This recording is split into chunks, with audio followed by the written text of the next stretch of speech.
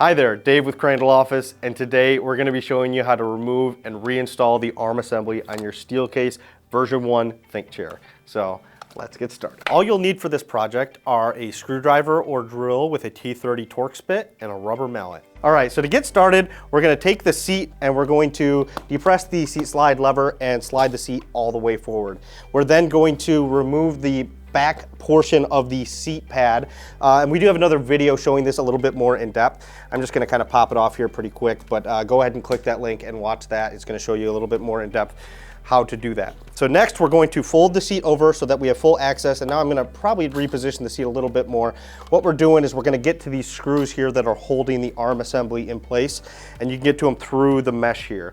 And so this is going to be a T30 Torque Bit that we're going to be using. You can use it on an impact driver or just a simple screwdriver. And so we're going to put that in reverse. We're going to remove this screw and hold on to that screw, set that aside, and then you're going to take your rubber mallet and you're just going to gently tap the arm out. Some are more difficult than others to remove and get that arm assembly out, but it's a little bit easier if you use a rubber mallet to remove that part. So now that we have the arm assembly out, to reinstall it, we're going to grab the replacement arm assembly and we're going to slide it back into this slot. Now before I do that, I do want to mention that there are two holes here that the screw can go into, and that's going to change the amount of width that you have in the arms. By default from the factory, it's going to be the furthest most in, so the second hole here, and so we're going to line this back up and slide it into the slot there. And again, we're going to take the rubber mallet and just kind of hammer it in until we can see the second screw hole here. If you do want that additional width, only hammer it in until you see the first hole.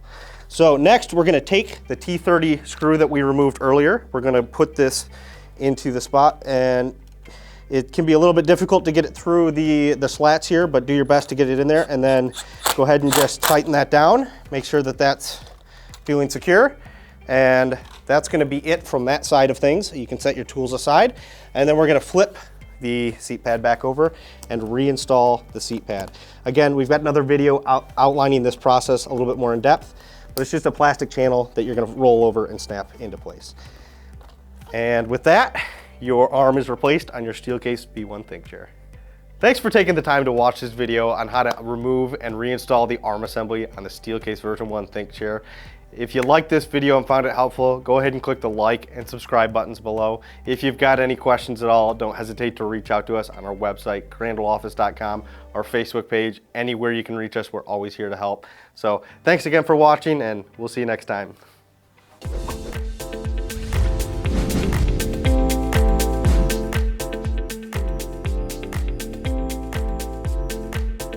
If you've got any questions, what is that? Hold on. What's my order? I've lost it. Lost my touch.